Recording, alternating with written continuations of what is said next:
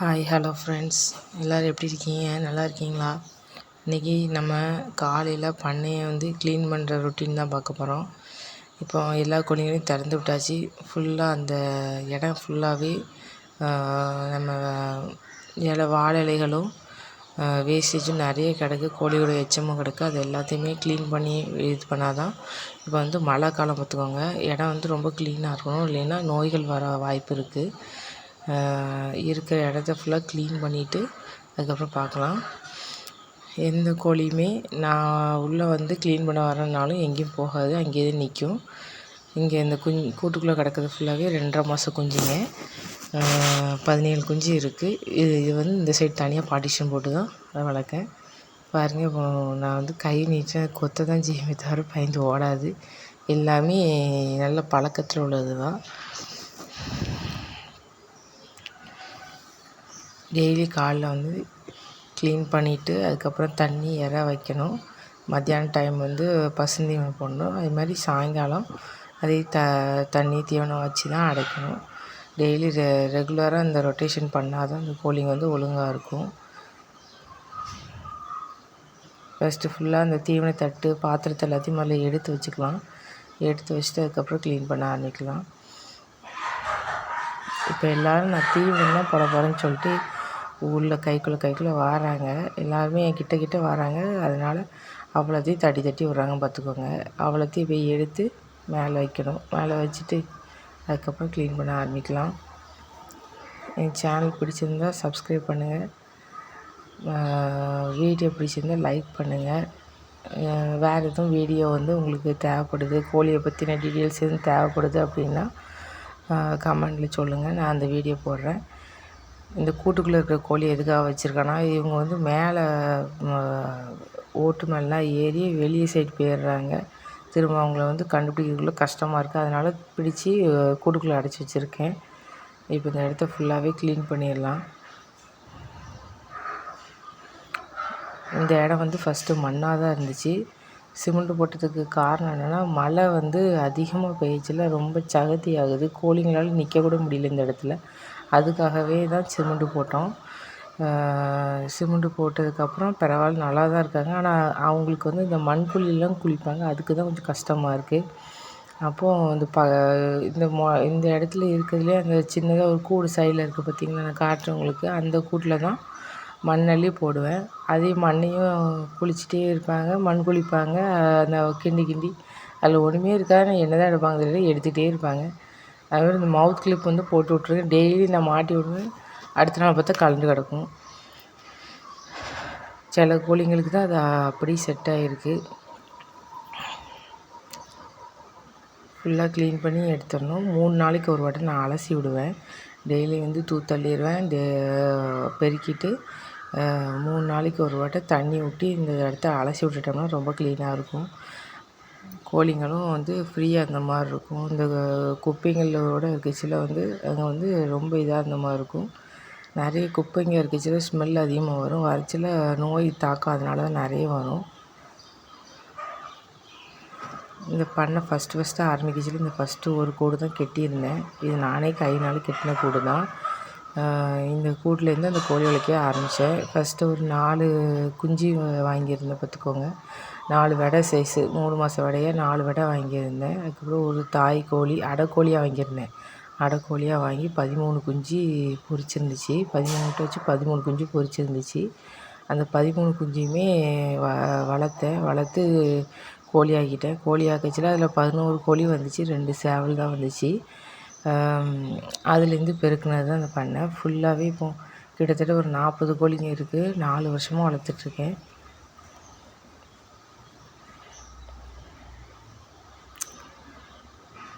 மறக்காமல் சப்ஸ்கிரைப் பண்ணுங்கள். அது மாதிரி கார்டனையும் டெரஸில் கார்டன் வச்சுருந்தேன்.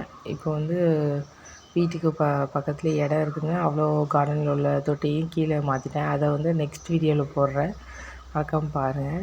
இது பிளாஸ்டிக் முட்டை, ஒரிஜினல் முட்டை கிடையாது. இது எதுக்காக இந்த கோழிக்கூட்டுக்குள்ளே போட்டு வச்சுருக்கேன்னா, கோழிங்க ஃபஸ்ட்டு முட்டை எல்லாத்தையும் கொத்தி குடிக்க ஆரம்பித்தாங்க. அதுக்காண்டி இந்த பிளாஸ்டிக் முட்டையை வாங்கிட்டு போட்டோன்னே கொத்தி பார்ப்பாங்க. அது உடையலைன்னொன்னே அவங்க போடுற முட்டையும் உடையாதுன்னு நினச்சிட்டு அதை கொத்தி குடிக்கிறத ஸ்டாப் பண்ணிட்டாங்க. அதனால் முட்டை இடுற இடத்துல ஃபுல்லாகவே ஒவ்வொரு முட்டை வச்சுருப்பேன். எல்லா இடத்தையும் க்ளீன் பண்ணியாச்சு. இப்போ கோழிங்களுக்கு தண்ணி, சாதம் வடித்த தண்ணி, அரிசி களைஞ்ச தண்ணி, நம்ம வீட்டில் வர்ற காய்கறி வேஸ்டேஜ் எல்லாமே ஒரு அந்த தண்ணியை மொத்தமாக ஊற்றி வச்சு அதை கோழிங்களுக்கே ஊற்றுவேன். கோழிங்களும் நல்லா குடிப்பாங்க. அதுக்கப்புறம் இப்போ உள்ள கூட்டுக்குள்ளே போய் நம்ம க்ளீன் பண்ணலாம். உள்ள அந்த சைட் பார்ட்டிஷனுக்கு அந்த குஞ்சுகள் இருக்கிற இடத்த க்ளீன் பண்ணலாம். இது இருக்கிற அளவுக்கு அது அந்தளவுக்கு டேர்ட்டியாக இருக்காது. ஏன்னா அந்த குஞ்சுங்க தான் இருக்காங்க பார்த்திங்களா, அதனால் அந்தளவுக்கு இதாக்க மாட்டாங்க. இதில் கம்மியாக இருக்காங்க. அதில் 40 எண்ணம் இருக்கிறதுனால அவ்வளோ அழுக்காகுது. டெய்லி க்ளீன் பண்ணிடணும். க்ளீன் பண்ணால் தான் அந்த இடத்துல நிறைய கிருமி வராது, ஸ்மெல் வராது. வீட்டுக்குள்ளே இருக்கிறதுனால ஸ்மெல் வரும் அதிகமாக க்ளீன் பண்ணலைன்னா. காலையில் இற வச்சுட்டேன். இற வச்சாலும் என் பின்னாடியே சுற்றிக்கிட்டே இருக்காங்க பார்த்துக்கோங்க. பெரிய கோழிங்களுக்கு தான் க்ளீன் பண்ணி இற வைப்பேன். இவங்களுக்கு திறந்து விடச்சிலே இற வச்சிருவேன். ஏன்னா இற வைக்கலைன்னா ரொம்ப சவுண்டு அதிகமாக போடுவாங்க. அவங்களால வயிறு பசி, சின்ன குஞ்சுங்களால் வயிறு பசி தாங்க முடியாது. இந்த ஒரு சேவல் கண்ணில் லேசாக அடிபட்டிருக்கு. அதனால் மிச்ச கோழிங்கள்கிட்ட சண்டை மிச்ச கோழிங்க போட்டுக்கிட்டே இருக்குது. இதுங்க அமைதியாக நிற்கணும்னு. அதனால் தனியாக ஒரு கூட்டுக்குள்ளே அடைச்சி விட்ருக்கேன்.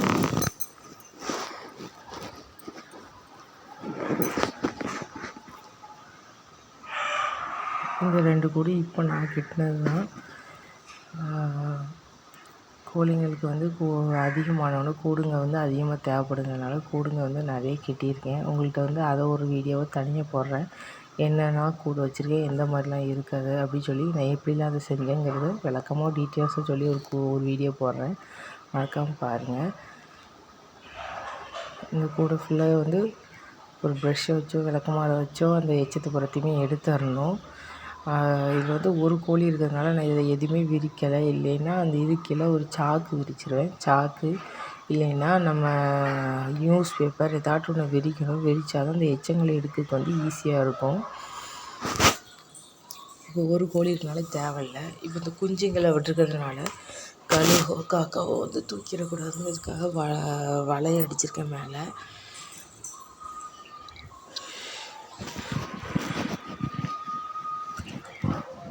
இப்போ இந்த இடத்த ஃபுல்லாகவே பெருக்கிக்கலாம். பெருக்கி முடித்தாச்சு. இப்போ பாருங்கள், எல்லோரும் என் கைக்கிட்ட நான் பிடிக்கணும்னு நினச்சாலும் பிடிக்க முடியாது, ஓடிட்டுருப்பாங்க. அவங்களே என்கிட்ட வந்தால் தான் செம்ம ஆக்டிவாக இருப்பாங்க எல்லோரும். அவங்கள பிடிக்கிறதுக்குள்ளே போகும்போது ஆயிரும். பெரிய கோழி கூட பிடிச்சிடலாம், அந்த குஞ்சுக்களை தான் பிடிக்கிறது கஷ்டம். நான் உட்காந்து வெளியே எடுத்துகிட்டு பாருங்கள், மடி மேலே தேர் நிற்காம பாருங்கள். இவன் தான் இருக்கிறதுலே பயங்கரமான சட்டை. பயப்பட மாட்டான், கொத்துவான், கையை பயங்கரமாக கொத்துவான். இவன் போய் கூட அடைக்கிறதுக்குள்ளே என் கையை கொத்துன்னு கொத்துவான். பார்த்தா சின்ன குஞ்சு தான், அவ்வளோ சேட்டை பண்ணும். இப்போ நான் ஏதோ இறை தான் வைக்க வந்திருக்கேன். இறைய வை அப்படிங்கிறதுக்காக மேலே ஏறிட்டு கேக்கு. நான் க்ளீன் பண்ண வந்திருக்கேங்கிறது தெரியல. இறை காலையிலேயே வச்சுட்டேன். எல்லாத்தையுமே இறைப்பை நிறைஞ்சி தான் இருக்குது. தண்ணி மட்டும் வைக்கணும். தண்ணி வச்சோம்னா அந்த இடத்த ஃபுல்லாகவே சகதியாக்கிடுவாங்க. அப்போ நம்ம க்ளீன் பண்ண கஷ்டமாக இருக்கும். அதனால தான் க்ளீன் பண்ணிட்டு தண்ணி வச்சோம்னா அது சகதியானாலும் ஒன்றும் பிரச்சனை கிடையாது. இப்போ இதுங்களுக்கும் தண்ணி வச்சிடலாம். தண்ணி வச்சாச்சு. இவங்களுக்கும் அதே தண்ணி தான், கஞ்சி வடித்த சாதம் தண்ணி, நேற்றுள்ள பழைய சாதம், எல்லா மிச்சம் கிச்சன் வேஸ்ட் ஃபுல்லாகவே காய்கறிங்க எல்லாமே இந்த தண்ணியில் மொத்தமாக போட்டு வைப்பேன். எல்லாமே குடிச்சிடுவாங்க. எல்லா காய்கறியுமே சாப்பிடவும் செஞ்சுருவாங்க. அதனால் எனக்கு எந்த ஒரு வேஸ்டேஜும் ஆகாது. கோழிங்களும் நல்லா ஆரோக்கியமாக இருக்கும். ஓகே ஃப்ரெண்ட்ஸ், இன்னும் ஒரு கூட்டில் சின்ன குஞ்சுங்க இப்போ பொரிச்ச குஞ்சுங்க இருக்குது. அதுக்கப்புறம் இந்த ஒயிட் கலர் சேவலும் அந்த உள்ளே நிற்காங்கல்ல, அந்த ஒயிட் கலருக்காக வேணுங்கிறதுக்காக இன்னொருத்தங்கள்கிட்ட வாங்கின குஞ்சு தான் அது. அவங்கள்ட்டயே இன்னொரு குஞ்சு வாங்கியிருக்கேன். அது பெட்டைக்கோழி, இது சேவல். அது 1 மாதம் பேக்கில் வாங்கினதுனால அதை கொண்டு இதில் விட்டால் எல்லோரும் கொத்துறாங்கன்னு சொல்லிட்டு அது தனியாக தான் ஒரு கூட்டுக்குள்ளே போட்டு வளர்த்துருக்கேன். இந்த கோழியை பார்த்துக்கோங்க, அடைப்படுத்திருக்கு. இது நல்லா சிறுவோட கோழி இப்போ தான் முட்டைக்கு வந்திருக்கு. நம்ம கையை வச்சாலுமே அவ்வளோ சத்தம் போடும். நம்ம ஆனால் என்னை தவிர வேறு யாரும் வந்து இப்படி தொடலாம் முடியாது, கொத்தும் பயங்கரமாக. நான் வந்து நல்லா பழகுன ஆளாக கண்டு கொத்தாமல் இருக்குது. இது வந்து பிளாஸ்டிக் முட்டை தான். கோழிங்க எங்கெல்லாம் முட்டை விடுதோ அங்கெல்லாம் ஒவ்வொரு முட்டை அதை வச்சுருப்பேன். அப்புறம் அதை வந்து கொத்தி குடிக்கிறது வந்து இப்போ நிப்பாட்டியிருக்கு. எத்தனை முட்டை இருக்கோ அத்தனை முட்டை கரெக்டாக கிடைக்கும் நம்மளுக்கு. இல்லைன்னா அது வந்து நிறைய இருக்கிறதுனால ஒன்றுக்கு ஒன்று கொத்தி இது பண்ணிடுதுங்க. ஓகே ஃப்ரெண்ட்ஸ், அந்த குஞ்சுங்களை பார்க்கலாம். இந்த குஞ்சுங்க வந்து கரெக்டாக 10 நாள் ஆகுது. 11 குஞ்சுங்க கிட்டே இருக்குது. லைட் ஏன்னா இப்போ வந்து நவம்பர் மாதம் நடக்கிறதுனால குளிர் அதிகமானால லைட் வந்து 24 ஹவர்ஸ் எரிஞ்சிக்கிட்டே தான் இருக்கணும். இதுதான் இந்த ஒயிட் கலர் வெடை, ஒயிட் கலர் சேவலும் ஒயிட் கலர் வெடையும் வந்திருக்கு. அதுலேருந்து நம்ம வந்து குஞ்சு எடுத்துச்சுல பியூர் ஒயிட்டாக வரும். இப்போ தீவனம் வச்சிடலாம். அரிசி வந்து இந்த கப்புக்கு 3 கப் போட்டிருக்கேன். தீவனமும் கோதுமை தவிடும் மிக்ஸ் பண்ணி வச்சது வந்து 1.5 கப்பு. தீவனம் வந்து 20 கிலோ எடுத்திங்கன்னா கோதுமை தவிட 5 கிலோ.